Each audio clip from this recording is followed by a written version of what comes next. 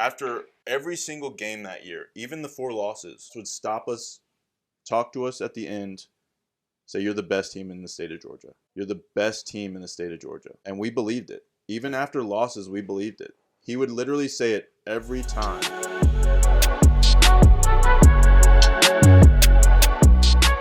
Finally got you in here.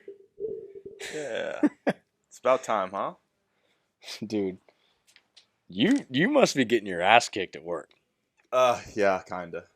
I mean, it's just I wake up and I got a list of a couple hundred people that I got to go through and make sure they're legally allowed to work in the United States. So that's always fun. Is that really what the main gist of what you're doing? Yeah, looking at that, looking at background checks, making sure they are, okay with the client. Basically, it depends on from client to client and state to state, and then we use other things like E-Verify, and there's a bunch of different ways to kind of know if someone is right legally allowed to work for us. Yeah, it's not very exciting, but baseball's more exciting. Baseball's way more exciting.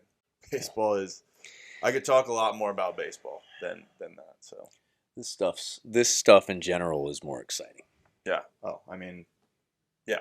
It's obviously what we love to do and what we have done for 20 plus years of our lives, but yeah. I mean, it is exciting. It's fun to help kids out, obviously, see them getting better and seeing the excitement on their faces after they come back and they're like, oh, I hit a home run last weekend, or I went 4 for 5 with 3 doubles and 5 RBIs, and like that's exciting, man. That's like rewarding. I get pumped up for them. Yeah, for sure. Rewarding. And like we're not doing it anymore, so that's our excitement from the game. Yeah. So. That's how we get to live out our dreams, right? Yeah, living vicariously through these kids, and I mean, some of these kids are good, man. I mean, like it's, we talked to Manny, and like he's like, oh, I've been working with some pro scouts or some ex big league coaches. I'm like, damn, dude, that's legit. Like they know what they're talking about. Like we know what we're doing here, obviously, but like getting outside sources is never a bad thing either, right? No, and when they get excited about that kind of stuff, like it gets me excited too. So yeah, for sure. Well, guys, welcome back into the Juice Box, Athletic Podcast, Baseball Development Show. We got our own Mikee Moore. We're going to be talking to you guys just baseball today, talking hitting. I know I've got some stuff I was driving home last night after a long day of video editing, lessons, meetings with Greg and Tyler trying to get Velocity Max cranked up, and I don't even know what made me start thinking about it. I started thinking about my college playing days. Mm-hmm. I'll tell you what it was. I heard a song. It was an Offspring song. It was like the Offspring came out with an album in like 2008 or 2009. I think it was my sophomore season, and I loved it. I was like all about it, and it was at a time where I was like playing really bad baseball, and I was like almost like borderline depressed. What kind of music is this? The Offspring? You don't know the Offspring, dude? Like off the top of my head, I'm not good with band names. Honestly, it's a '90s band, but they came out with another album. It's like rock. Album. Yeah, it's rock. Like metal rock. It's rock. Or like okay. No, it's like the song that is from the '90s. It goes Can you sing give it to me, mama? Okay. Okay. Yeah. Okay. You know what I'm talking about. Yeah. That they have a bunch of other songs, but it's kind of like soundtracks from the days of like American Pie, around that time. Yeah. But they came out with another album, and I heard one of those songs. It came on probably on my liked songs on my Spotify, and I was like, man, I started thinking about college playing days. I started thinking about the rough times, and I started thinking about transferring to Piedmont, and then like just started like steamrolling through all the memories of playing and stuff. And it was funny because I was like, man, how nice was that on the ride home to like escape from now, like escape from all the work we're doing here, all the hard work we're putting in. Go back to the good old days. Yeah, and just go back to when you didn't have to worry about stuff as much, and you're going through your job, doing stuff, background checks and everything else. And here we're putting in all this hard work trying to, get pitchers ready and get people ready for the high school season. And I was thinking, man, it's nice to just let your mind roam free sometimes. I got to go a little bit. Yeah, and I was like, man, I got to go through some of this stuff with Mikee, because I was thinking back to the conference tournament, the game when we knocked you guys off and the conference tournament moved on, thinking about, not to bring up bad memories, No, but but even the bad memories like back then are good. Like yeah, you dude. can kind of enjoy the misery or commiserate with that kind of time in your life and be like, oh, those were, even though it was kind of tough, right? It was still the good old days. Like No, it was 100%. still, I love what I do now. Yeah. I love making a difference with kids now, but I go back in a heartbeat. Oh, I know, I do a few things different, but for the most part, I do just about everything the same. And to that point, I was thinking, me and Coach Scally from Piedmont did a podcast a couple weeks ago, and I was thinking about that too, because I was thinking about the questions I was asking him on that podcast. Right. Who's the best D3 player you've ever seen? Yada yada. We were talking about you on the podcast, and he brought up some of the Piedmont guys that have been studs, and a couple of the guys he brought up were center fielders, and I was like, damn, like on the ride home last night, I was thinking, I didn't even think about it. He, never mentioned me, but I wouldn't have expected him to. Yeah. And it's like you get to this point where you're coaching kids and you're teaching, you're passing down knowledge, and it's done. Like what you did doesn't even matter anymore. Right. Like it's not an ego trip anymore. You understand that you weren't the best. If you were, you'd have probably be doing something else right now, playing on TV. And I started to think about that too, because I was like, man, like that's how you know you're doing the right thing, when you're truly not worried about what you did. You're just trying to pass down your experiences. Mm-hmm. Yep. That makes this so fun for me. It does. And for me, I'm in a little bit different boat than you guys, because now I've gone through these experiences of like starting the business and being on that side, and now like trying to help you guys through some of that stuff. We were talking about lessons. Right. And just lessons are a grind. They're hard. It's a lot of work. For sure. The one-on-one nature, like, yeah, you get paid for a lesson, but you got to work that hour. And just kind of trying to pass down knowledge to you guys on that side too. And like me, I've made a ton of mistakes in the process, and I don't want you guys to make those mistakes, and I'm still learning too. But that's why you're able to pass it down, right? You made those fun, mistakes and learned for everybody else, and we'll probably still make some of those mistakes, right? We're gonna make mistakes. We're all gonna make mistakes. That's just part of it. Yeah, this process is gonna be, it's a tough process, but no, man, yeah, it was funny, kind of going down memory lane and thinking about that stuff. So yeah, absolutely. I mean, dude, from Coach Scally, I don't have too many memories of that, but Piedmont, obviously every time we'd play, and Peoples, good spoil. It's just, I mean, it's, you remember little stuff like that. And of course, I remember, I don't remember which year. I think it was 2010. Yeah. Commerce tournament was at Piedmont. Yep. I think it was the last year that we got to use the BESR bats. Yep. And I remember that tournament specifically because we did pretty well, but then we got knocked out, later in the tournament. We went 2-0. We hosted the thing. We went 2-0. I think we played, I don't think we played you guys. I think we played Huntington and LaGrange. Because at that time, it was only the 4 teams. And who won it that year? Dude, Huntington might have. Yeah. Huntington might have won that year. Because I don't think LaGrange was that good. LaGrange was not that great while we were playing. They're awesome. They had that one guy. That one, Robbie Shelton. I forget his name. Yeah, Shelton. Third baseman. Yeah, he was a guy, but that was pretty much it. He could hit. Yeah. He didn't play much defense from what. Hope Robbie Shelton's not listening to this. Probably kick my ass. But no, man. And they had a couple guys. Like they had a couple arms and stuff. But to your point, nobody like that, no pun intended, knocked it out of the park. Yeah. They had a kid named Hooper or Hopper. Oh, I don't remember which shortstop. one. And he actually transferred, went to North Georgia. Yeah, and so I played you probably played against him. I got to play against him. Isn't that crazy? And dude, so I remember him when I transferred to Piedmont in 10. Mm-hmm. We played down there, and he went off. He went like 10 for 13 that series. Just like went off, and he's hitting triples all over the yard. And I'm like, and he ran funny. Do you remember him at all? Yeah. He had like a limp. It was weird. He was a freshman that year, right? So he and I were the two that were basically competing for freshman of the year that year. And were you a true freshman that year, or was that after your red shirt? Yeah. Yep. So took the hardship dude, waiver. And... I remember that kid. I remember Kyle Eller from Huntington. Yep. And I really remember him because of DJ from Huntington.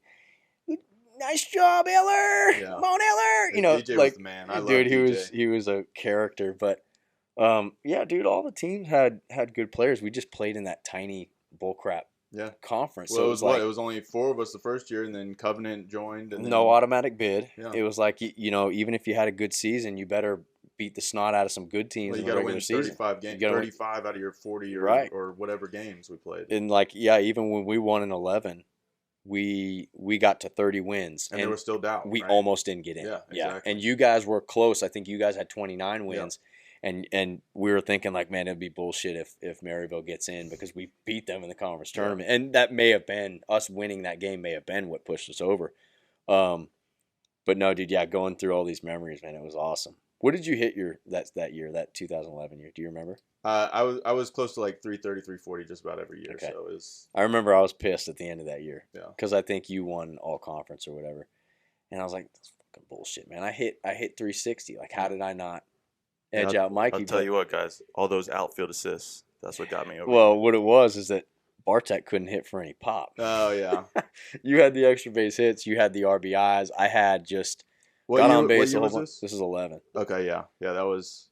Well, you had a good year. Yeah, it was you sophomore year on the field. So you tore it up against us too. Like, I remember a bunch of extra base hits, drove in a bunch of runs. I think you could have hit a couple home runs too. That year, I only hit like 2 or 3 that year. But that year, I started off like first 10 games of the year, I was hitting like 190. Yeah. Like, I was supposed to be one of our guys, and I was hitting 190, and Washburn benched me for a game up at Covenant, and I was pissed. I was sitting there doing my little chart and everything, and I'm just like stewing, and it's a freezing cold game. It was like 35 degrees, and we were all under heaters in the dugout, and I was so mad. I was just like, this is like up on Lookout Mountain. This ain't happening again. Yeah. And the rest of the year, I hit like 400 like the rest of the year, and got my average up to like 330 at the end of the year. And it was just one of those things where the right thing happened, even though I didn't think it was the right thing at the right time. Yeah. You know, like it was. You never think it's the right time to get benched, right? No. Like it's one of those things where you're pissed in the moment, and you know, I'm mother effing, you know, Wash and everything, and you know, come, you know, a couple years down the road, and once I started to kind of understand, do a little coaching and everything, it was like, okay, like he did the right thing, and got me in the right mentality. Where it's like, no, this ain't happening, like that, and like I've taken that, kind of the rest of my career and on into working too. You're talking about that. I had those thoughts. Like I told you, I was thinking about my career and playing, and I got benched at Capital. You said this was your sophomore year? Yep. It happened my sophomore year too up at Capital. I got to play a lot as a freshman, and I finished the year as the starting shortstop. And it's like, okay, you're going to be the starting shortstop going into sophomore year and probably the rest of your career as long as you don't piss it away. And I started off terrible. I've told this story on the podcast before. 15 errors in 15 games, and I played 15 games. I got benched the first conference game. Yeah. So it was like really a gut punch because we're ready to start conference. And like you said, man, you want to feel sorry for yourself. Mm-hmm. And I don't know that I like let on that too much. I mean, I'm sure my good friends knew that, but man, I was feeling bad. Like I was just feeling awful. Yeah. Like, how's this happening to me? It's the worst. Watching other guys play, it's like I'm better than him. I should be playing, you know. And it's like I look at it now and I'm like, dude, I wasn't ready. Yeah, I wasn't ready. It brings you back down to earth. It's a shock to the system, and like it's necessary though for a lot of people. It's necessary. Like I, you know, always had like I wasn't great at baseball for the longest time, and then all of a sudden I was halfway through high school, and then you know I got in a little bit of an ego, and then all of a sudden things come crashing down. You know, like it's the first time in like 3 years that I wasn't successful. Like, you know, a couple games here and there, you know, that's just how it is. But for the first time in like 3 years, like I was not the man, you know, and that hurt. And it like I had to do some soul searching, and like I said, it was good for me in the long run because it kind of kicked my ass and was like, all right, you've got to get to work. Like I wasn't hitting at night. I wasn't paying attention in practice. I was just trying to do my own thing and, you know, hang out with the guys. And yeah, that's what college is about, like having fun and all that. But I was there for baseball, and it's basically a job at that point, right? Yeah. So I started taking it seriously like a job. I would go hit every night for at least an hour, usually 2 hours. I would go take a different person with me every night to hit. Like, and some guys went every night with me. Yeah. Miles was every night with me. Kopech would go just about every night. Yeah. But some guys would go like once or twice a week. But even they got better still with that. Like it was just kind of that mentality. And even though we didn't, I won't say we had bad coaching at Maryville, but we didn't have the greatest baseball coaching. You know, we had great life coaching. Yeah. Washburn great life coach, Probably good baseball probably not the guy. resources to carry it out. You Right. know, like it's hard to really spend that much time and effort with your players to get that baseball skilled coaching across. It right? is at the D3 level for sure. Yeah, and just like I remember being up at Capitol thinking the same thing. Like, man, we don't have just okay, practice with it. It's like we need more of this, need more, and it's like you come to find out later what some of the coaches are getting paid, and it's like, well, no wonder, man. It's really hard. It's really really hard. How much of the I'm hearing you talking about getting your ass kicked. How much of just you growing up as a baseball player prepared you to get your ass kicked later on? Like I know for me, high school baseball was not easy. Yeah. I was never the best guy in high school. I know you've told stories about that too. Late bloomer, figuring stuff out late. As sucky as that sounds for the high school player, it's like, man, I wish I could be the guy that was really good at 14. I feel like having to learn that stuff at a younger age forces you to mature a little bit. It does. And then when you fall off the rails a little bit when you're older, you get back on quicker. Yeah. Like I know I'm like that. Like I'll get complacent. Everybody gets complacent, but I'll find myself getting complacent even now. And I feel like I'm able to find my way a little quicker because I've been there before. I've struggled before. It's like, okay, I needed this. Yeah. And I'm a little pissed off right now when I'm in a bad mood, but I know it's going to get me back to where I need to get to. And the bad times aren't going to last as long as you have the right mentality, right? Like if you have that, like, I'm not going to let this keep me down mentality, there's no way the bad times are going to last. You're going to manifest better times just simply because of that. Right. Yeah. And I wasn't great at baseball.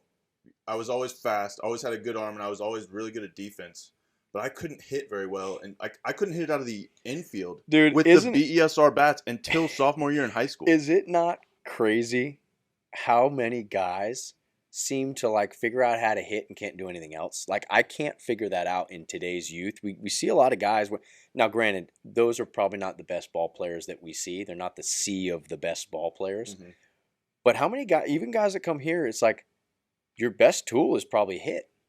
I don't know how that's possible because catch and throw is so much easier. Yeah. Hitting's tough, but man. Dude, like that's always baffled me. Me and Dale talk about this all the time because Dale was a very good defender. Mm-hmm. He once had a cannon that got injured and was a little bit degraded when you got to the college level, but he was always a really good defender. And the bat would do this, would go up. Yeah. I was the same way. I was always a pretty good defender. It would go up and it would do this. And ultimately I wasn't quite as good of an infielder as Dale was, and my ass got booted to the outfield.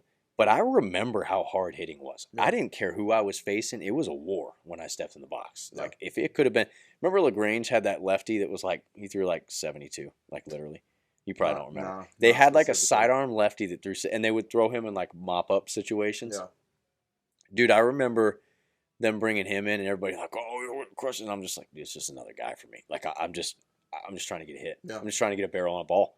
And I remember like when I would be locked into that, that's when I would hit the best. Okay. And it's like, dude, I think this is big league mentality. Not that I had a big league mentality all the way. I certainly came up short in some of the areas, but you ever see big leaguers? Like the only at bats that you ever see them really give away, and really they're not even doing this, is when there's a position player pitching. It's an 18-inning game, position players pitching, and they're laughing and it's hard. They're not thinking about any other at bat, man, they don't give a shit who's pitching. Yeah. It's like, dude, I'm getting paid to play good baseball. I'm going to play the best baseball I can play. Yeah. And you serve this up, and I'm going to crush it. It's never like and in kids, youth, young guys, maybe not even kids, even college guys, you see the shark versus minnow thing. Yeah. And it's almost like the minnow knows when there's a shark around. The shark knows when there's a minnow around. Yeah, it's like the higher level you go in baseball, it's like you're not there unless you're a shark. They're all sharks. They're all sharks. They're all sharks. And some of them are gray whites, but they're all sharks. When did you start realizing that for yourself? Like, I never played summer college baseball. I played like just in a men's league over the summer, but you played in some college leagues, right? Yeah. Like, did you get a little taste of that when everybody's mixed up? It's D1, D3, D2, NAIA, JUCO. Everybody's mixed up together. Like, yeah. So yeah, absolutely. And kind of the same way I started my first time ever playing summer ball. I never played travel ball growing up. I was always playing, soccer and swimming. Those were 3 sports I played every year until I was 16.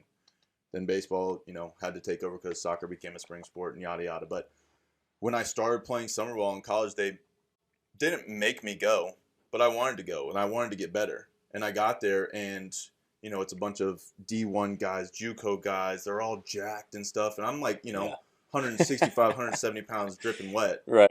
And like I'm thinking like, okay, like this is going to be good competition. But like I went into it with the mentality that I'm here for a reason. Like they want me to be here. I'm going to compete with these guys. I don't care how good they are.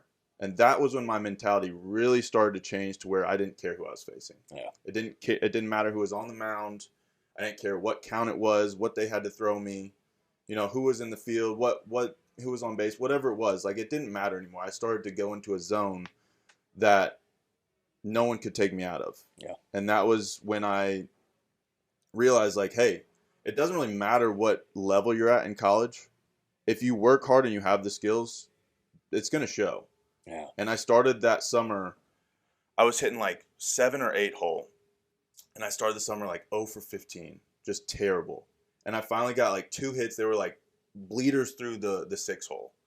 Like not even great hits, but I started to hit a little bit, and then I caught fire, and they put me up in the order, and I ended up leading the league in hits, stolen bases, and tied for the league in batting average. So just one of those things where like I was a minnow. Like I kind of was like had that like, oh shit, like these guys are good. These guys are 6'5", D1 athletes, Kentucky, University of Tennessee, UT Martin, like Belmont, like not huge. Like Kentucky's a big D1, right? Yeah.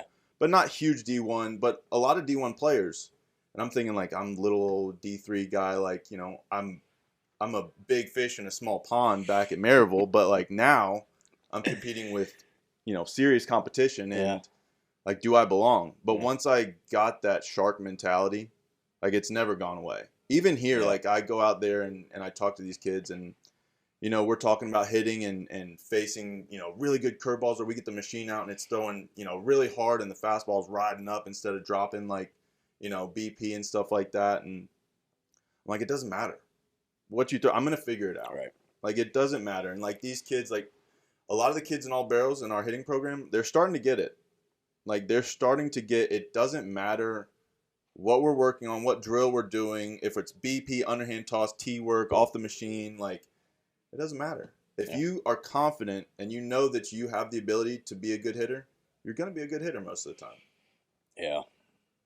Yeah.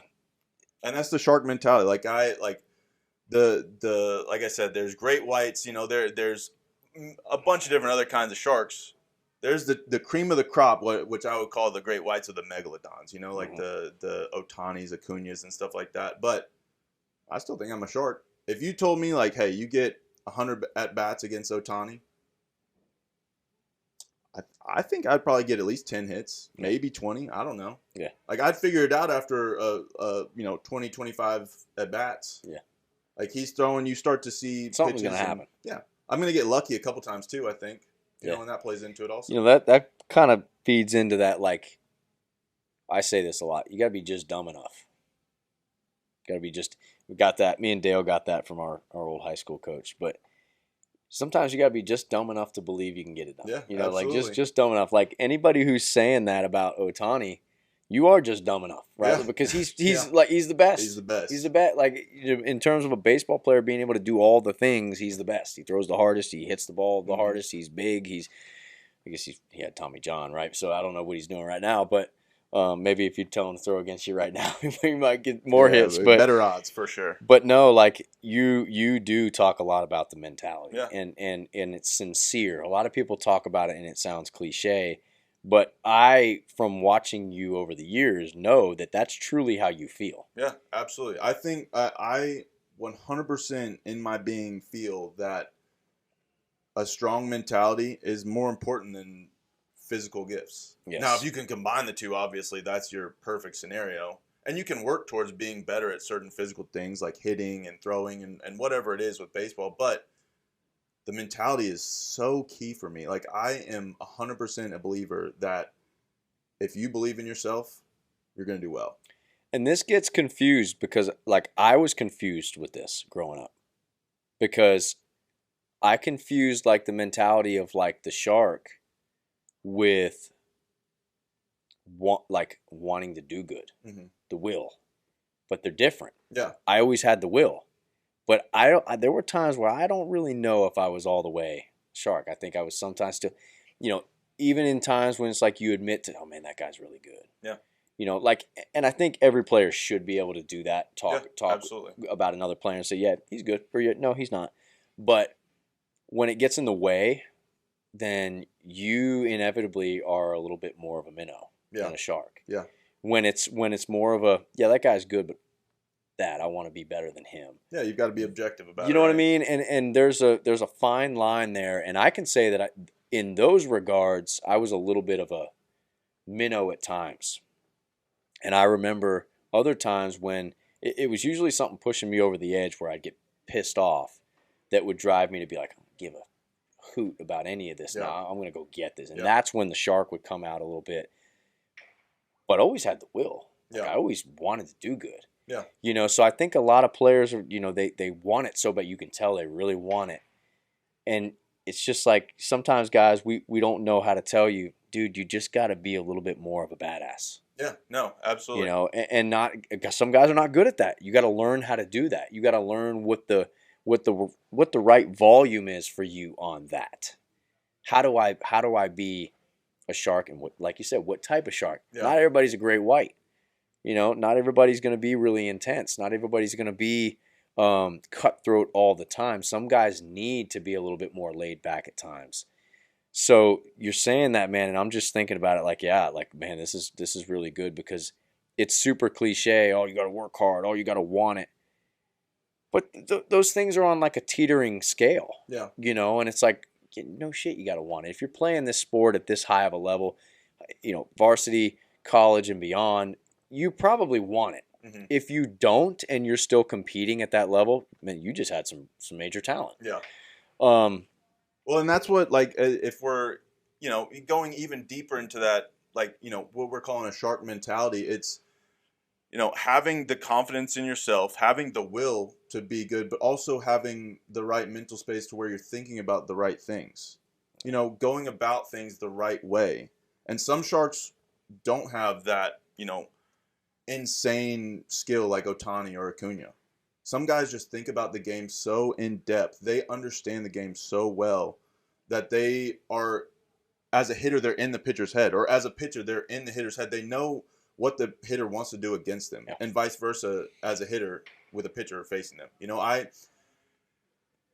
Thinking about guys in the big leagues, like they're always so kind of calm and collected until they hit a bomb, right? Like, you get super pumped up in today's game. It's show a little flair. Yeah. That's what we want, right? But those guys are so calm in the moment. Like being able to lower your heart rate and go into that zone and understanding the game that you're playing, because this is a game of failure. Like if you can't accept that you're going to fail in this game, you're also beat. Like that's part of that confidence where you have to know that you're going to fail, but also I know that I'm going to be successful. And that goes right back to like faking it. Like that's why you can't fake it, because if you're just like, oh, I'm gonna fake it that I'm trying hard and I have a lot of will, that's when you get the guys that are like ridiculous about, I went 2 for 4 today and I'm pissed off because I got out 2 times. It's like, that's just stupid. That's just not realistic, right? Like that's not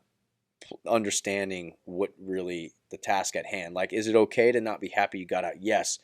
Like, are you going to be outwardly pissed that you got out twice? That's dumb. So it's like you said, like just understanding it's a game of failure and knowing that, okay, like how do I navigate this shark versus minnow thing? Because there does need to be a level of calm. Yeah. Like the shark is not always thrashing and tearing apart. Like a lot of times it's meandering through the waters trying to figure out, okay, when do I strike? Like that's part of the whole cat and mouse game of baseball. Yeah. Baseball is kind of a cat and mouse game that takes a combination of, like you said, tenacity, smarts, intelligence, attention to detail, maturity, like all of these things, confidence, discipline, like all of these things. Like it's a masterful game. Yeah.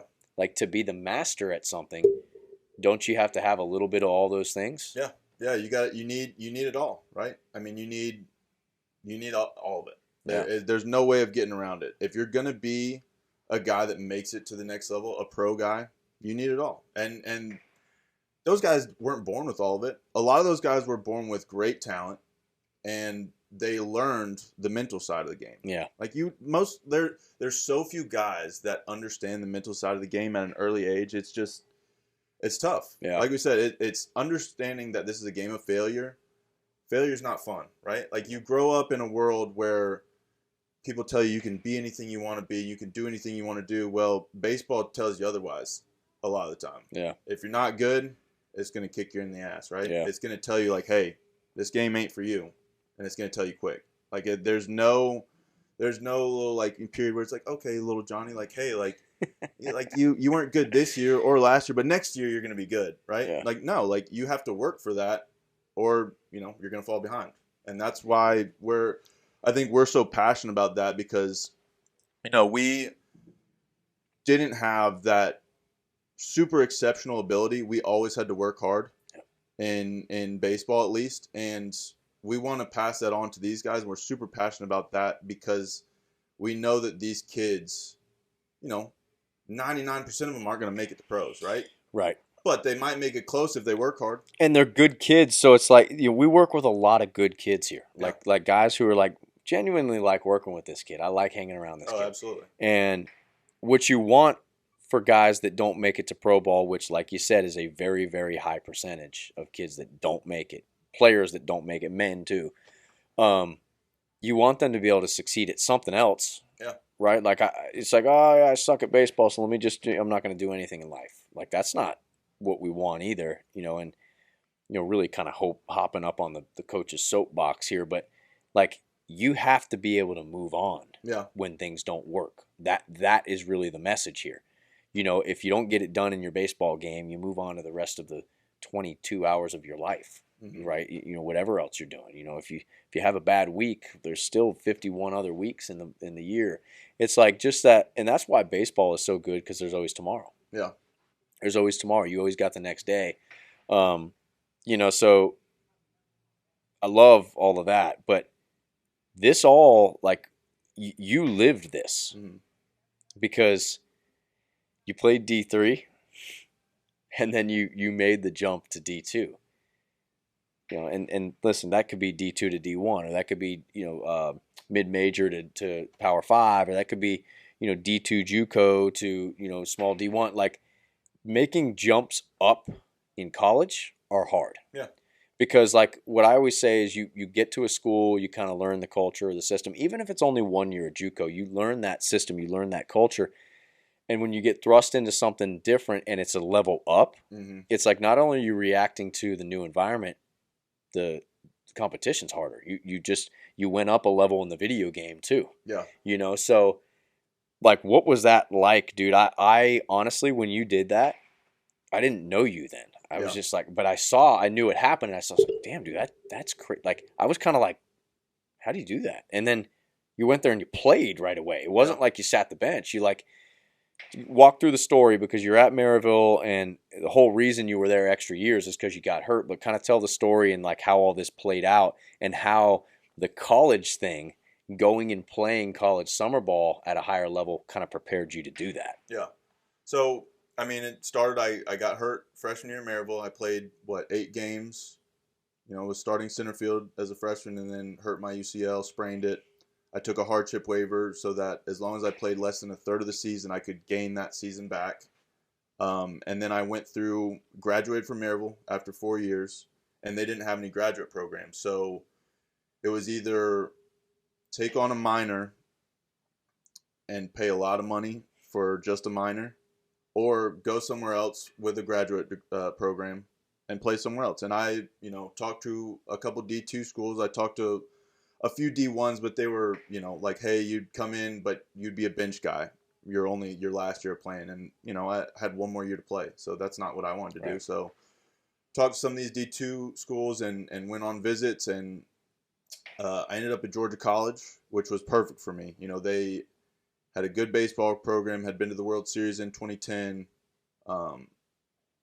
The hitting coach there was a good friend of one of the Piedmont coaches. I don't know if that was Scally or what, but Might have been Scally and Coach D. yeah, Was Mitchum, who was that? Coach Mitchum. Okay. He was.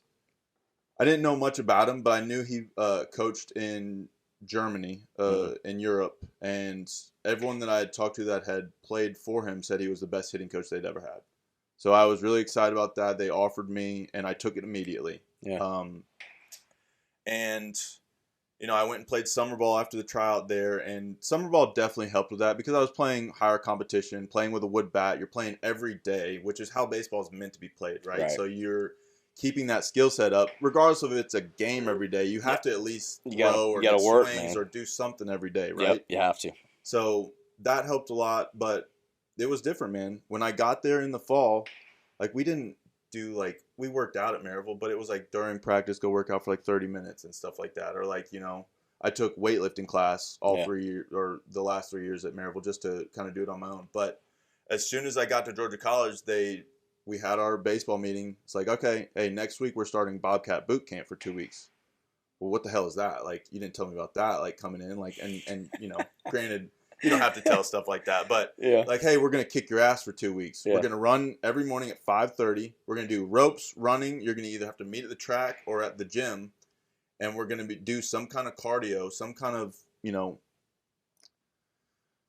running to where you're going to hate your life for 2 weeks, basically.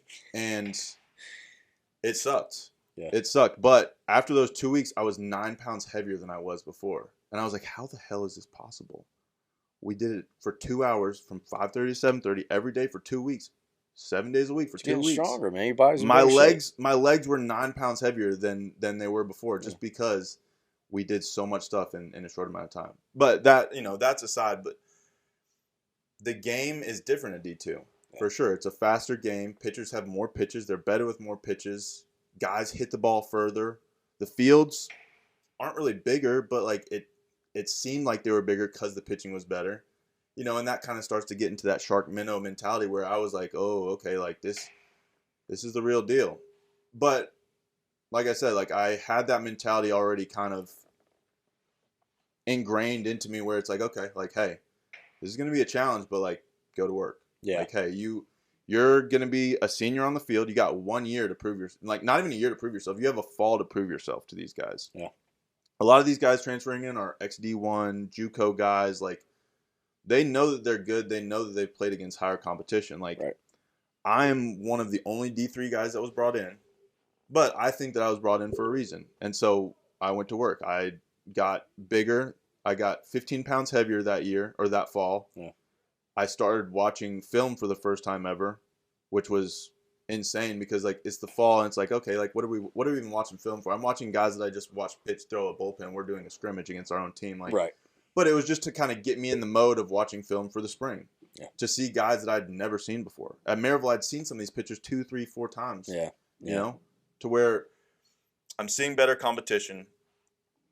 Guys are watching film on me now too, I'm sure.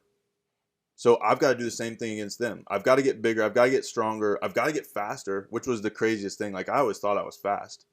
But they got me to where I was faster than I ever was before. And part of that was Bobcat Boot Camp, and part of that was the program that they had throughout the year and everything. So it was just so much more involved. I thought it was a job at D3, but it was a real job at D2. And I'm sure as you climb the ladder, it's even more of a job, But the facilities were a little bit nicer.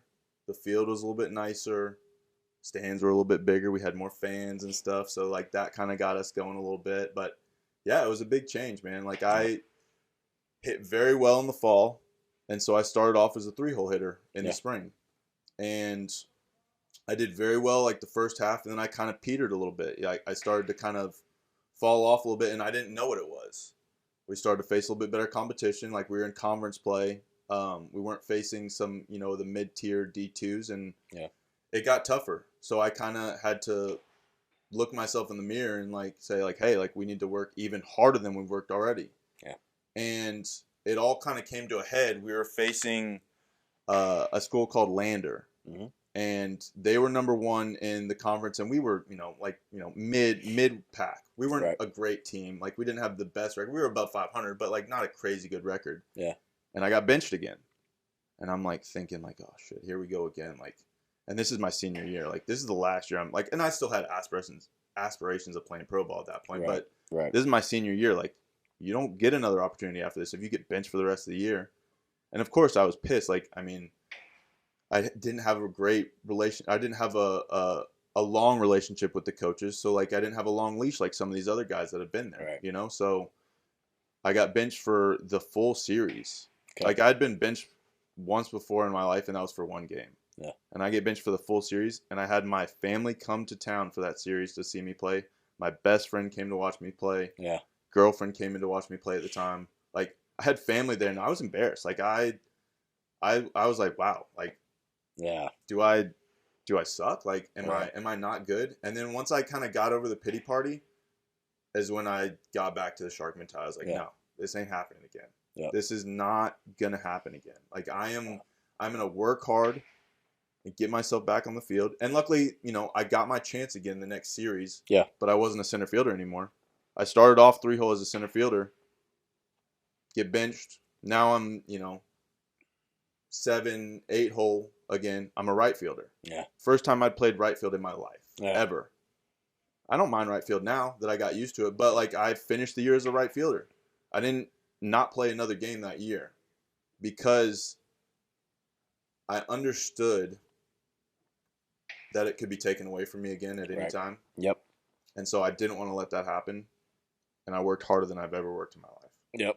So where are the other, just out of curiosity, not related to what you just said, but where were the other schools you were looking at going to? Tusculum, Limestone, and then I always forget the name. It's a double name. It's in North Carolina. Lenore-Rhine. Oh, yeah. Lenore-Rhine. Okay. So I was talking to those schools, and then I talked to Murray State up in Kentucky. Okay. But that's because I was playing summer ball in Kentucky, and I knew a bunch of those guys. And, yeah. I did well in that league. So a bunch of those guys were like, hey, like, he can come in and be one of our starters right away. Well, the coach was kind of like, well, like, I don't know. We can't really give you any money. Gotcha. I can give you a little bit of money, and you're not going to be a starter. We already have some outfielders. I'm like, those outfielders? I hit way better than both of those guys. And nothing is. I love those guys. For sure, for sure. Like, the ego in me was like, okay, like, you're going to miss out. Well, then maybe that was for the best. It was. None of those schools were in Georgia College's conference, right? No. Okay. No. I was just curious. I was curious if, like, North Georgia. So Tusculum was really good the year before. They made the regional they made it to the World Series and were one of the top teams in the nation. They had the kid with like 27 or 28 home runs, like this little short kid. I worked out with him actually. Yeah. He's just a little kid. He had like 28 home runs the year before. It was it was insane. I don't understand how he did it. Yeah. Crazy power. But yeah. I went up there for a workout, and I worked out with a bunch of people. Well, when I went to Georgia College, it was a solo workout. Like, they asked me, hey, you're going to work out with our guy that's going to go try and play pro ball. Like, it's a solo workout, basically. We won't want you to do all this stuff. And, like, they made me feel, honestly, like they needed me. Yeah. They wanted me more. Yep. So that kind of helped me, too. And plus, it was closer to home. It was only an hour 45 away from Atlanta. So the other schools were 2.5, 3+ hours away. And obviously, Murray State's way up in Kentucky. So, that also had a little bit to do with it because I liked having my family be able to see me play. Yeah. I'm playing for me, but also my family sacrificed a lot for me to be able to play college baseball. Yeah. So I wanted them to understand, like, hey, you did this, and I'm grateful, and I worked hard for a reason because of you guys. So I love just that. Another motivation. Like, you find motivation in weird places, and that's part of that mentality. Like, I talk about the shark mentality, but, like, it's also a mentality of you need to be grateful, you need to understand things and how they are, and be objective, and also think about other people. Like, it's not just, it seems selfish sometimes because you're always working for yourself, and I got to get better, but, like, my team was there trying to get better too. Right. And there was 11 returners on the Georgia College team when I got there. So there was 30 of us, and 10 of them got cut. I knew that I wasn't going to get cut because I had scholarship money. So, like, I was safe in that aspect. Mm-hmm. But, like, there was 30 other guys that were coming in like, hey, like, they probably told them the same thing as me. Like, hey, you might be able to start here. Like, hey, you're probably going to be a starter if you work hard enough. Yeah. They probably said the same exact thing to them. Yep. So I understood the way things were, but then that same on the flip side of that coin, like, I wasn't going to let anyone stop me. Yeah.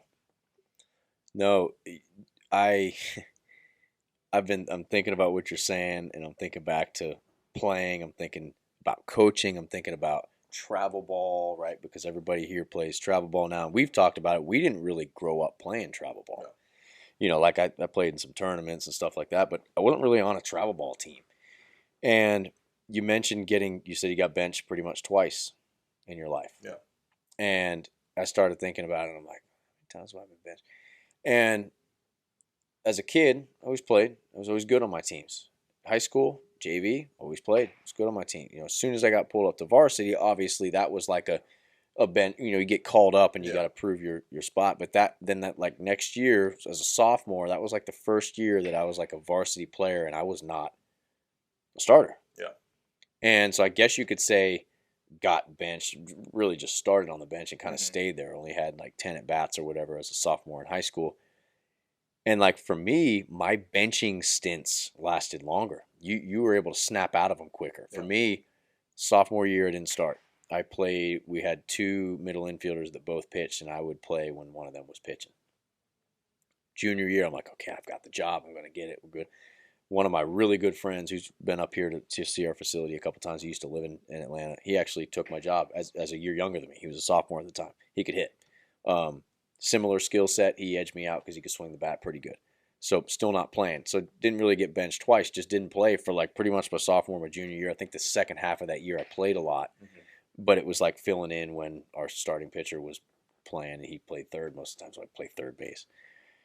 And then my senior year, which you're talking about, just like, okay, man, like this is my senior year. I'm done messing around, you know. And I remember I hadn't played really any shortstop to speak of growing up. I would play it when, like I said, one of our good pitchers was pitching. I had to slide over. I played second most of the time.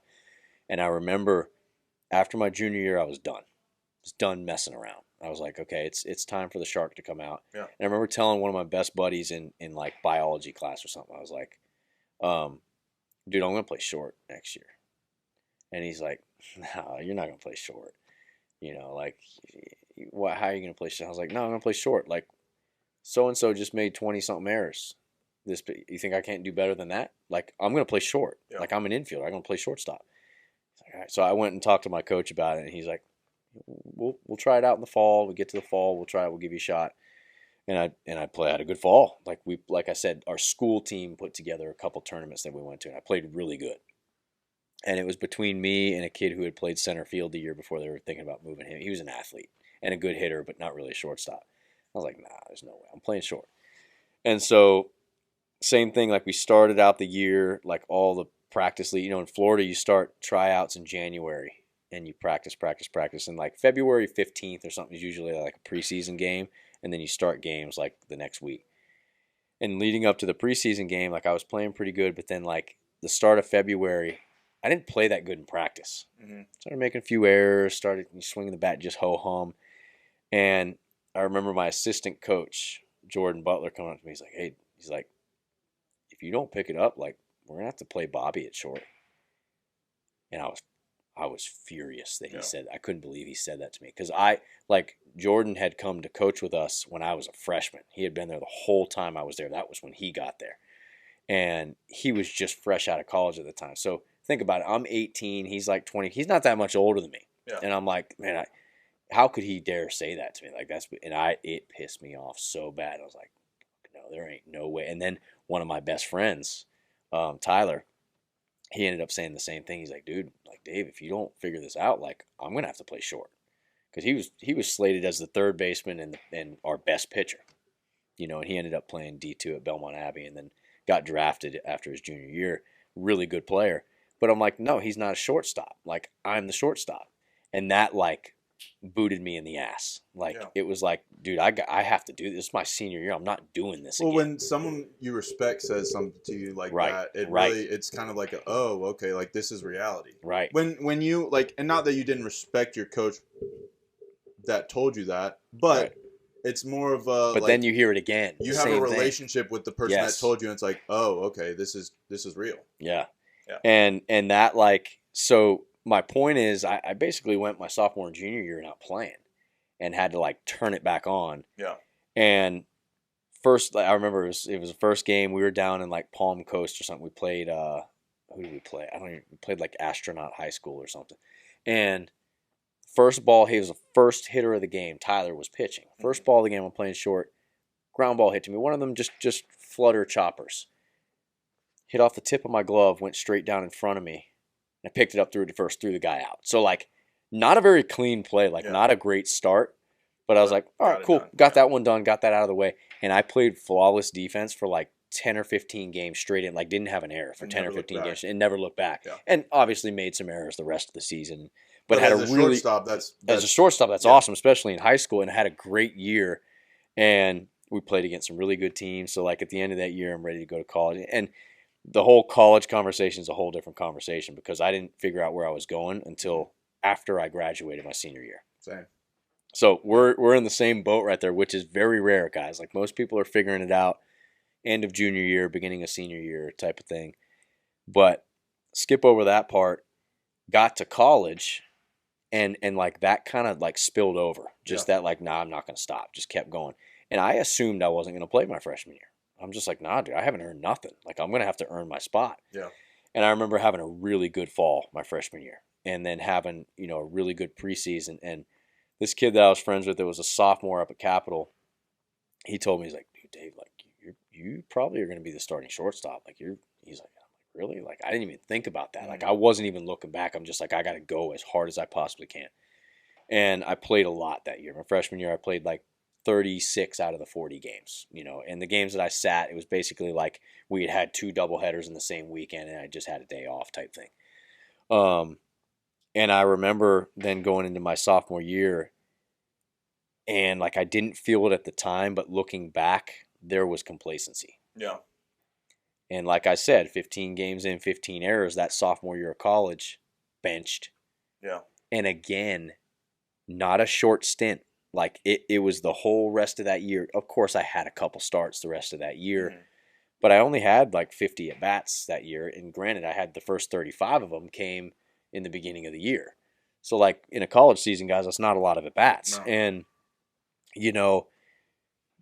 then it was transfer time. Went to Piedmont, and I'm like, okay, like I got to find a way on the field. It's a whole new pond. Didn't play. I did not play. I started 2 games that year. Yeah. Pinch ran a whole bunch. Good pinch, I was a pinch runner at the time.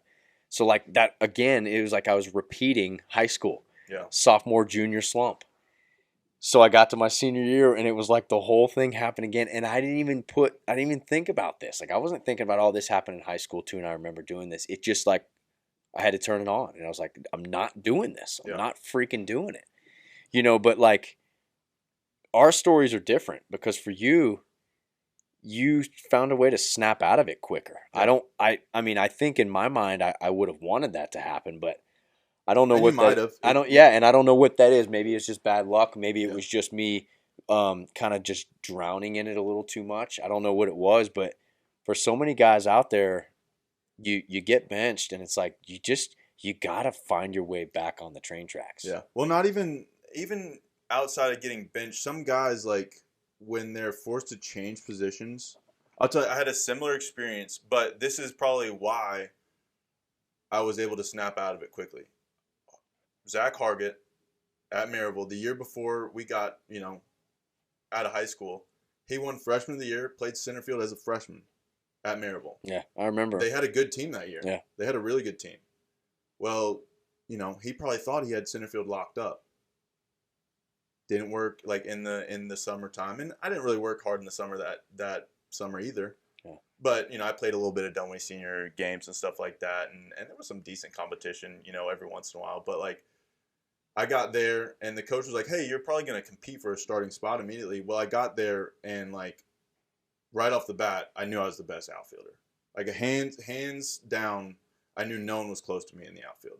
Yeah. Like I took center field from him after a week in the fall, and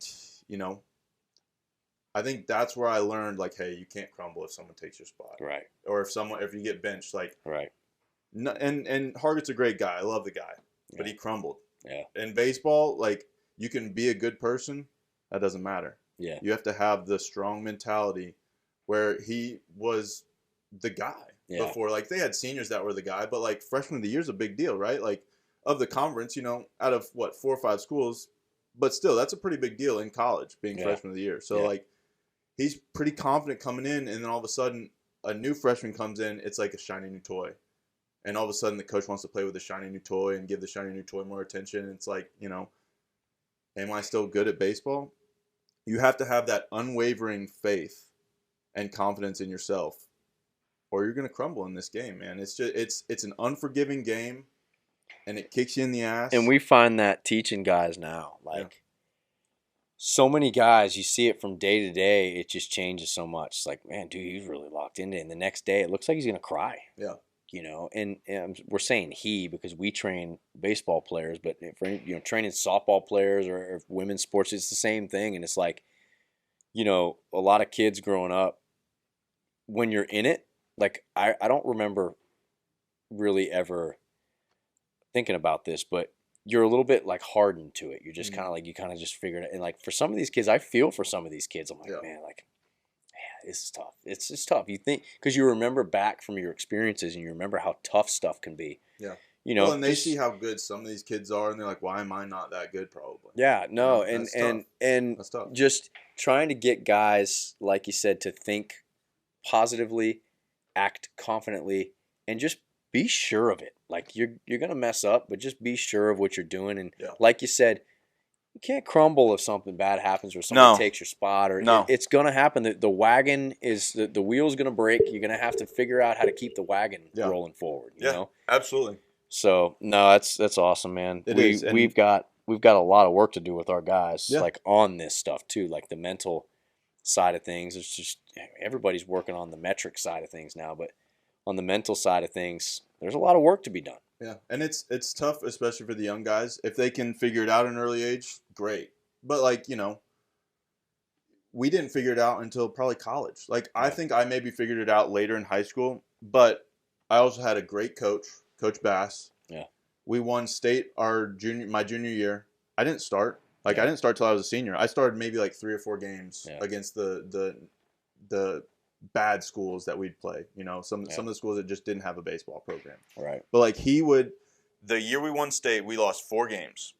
We lost 1 to Kennesaw Mountain, who won state in 5A that year. We lost 1 game to Stoneman Douglas, who won 6A in Florida. Mm-hmm. We lost a game to Troop in the playoffs in a 3-game series, and we lost a game to, I think, Carrollton in a 3-game series.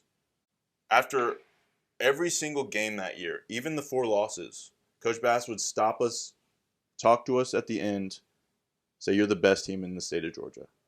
You're the best team in the state of Georgia. And we believed it. Even after losses, we believed it. He would literally say it every time.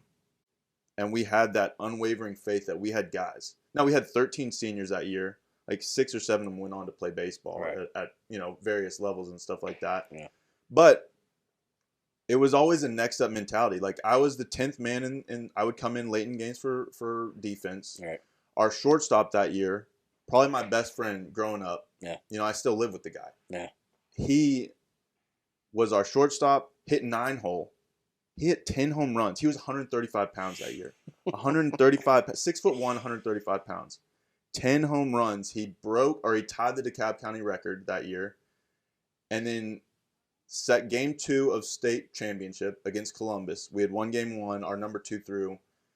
Our number 1 pitcher, who went to go play at Clemson, outfield, Chris Epps, he hurt his back. He tweaked his back and couldn't even play. I don't even remember if he hit that game. Well, Grant had thrown maybe like 13 innings all year. Right. He came in and didn't let anyone pass second base. 7 innings. He struck out like 13 people. It was he always had a great curveball. He threw relatively hard, mid-80s. Great curveball, but Coach Bassett instilled in us that confidence to where it doesn't matter. Next man up doesn't matter. You guys are the best regardless of who's on the field. Yeah, dude, there's nothing stronger than that, you know. And me and you are going to do another sit down here in the future, talking in detail about that, like the culture piece of that too. Mm-hmm. I also want to do, you know, sit down talking about how that relates to your skill in the game, whether you're a pitcher, catcher, hitter, you know, whatever. But like what's your message to everybody on that? Like, for anybody who's had a leader take them through that and say, like, just continually tell them you are the best, but you better damn show it. Like, how do you start to believe it? I would say it's just like riding the wave of you know, good and bad times in hitting. Like, you can't get too high on yourself or too low on yourself. Yeah, he told us that we were the best team in Georgia, and we believed it. We were all, you know, super jacked about it. But every day at practice, he never said it during practice. Right. He would get after us in practice. If we weren't perfect in practice, infield, throwing the ball around, we had to do it a certain way, or it wasn't right. Do it again.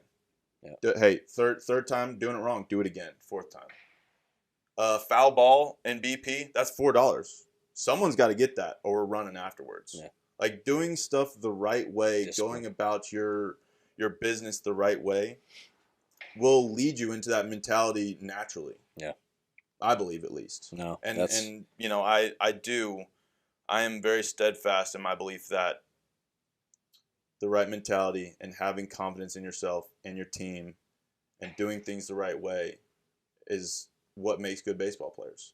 Yeah, I agree, guys. You gotta mentality, discipline, consistency, confidence. Like, a lot of these words that everybody's using, like, it's a combination of all of them, and that's what makes it work. Like, that's what makes this stuff work, from coaching to playing to operating to managing to all of it. So, Mikey, we'll be back on to talk more of this stuff in the future. Appreciate you guys listening from the Juice Box Athletic Podcast, Baseball Development Show. Stay tuned. Make sure you like, subscribe, and stay tuned for more content. Catch you guys soon.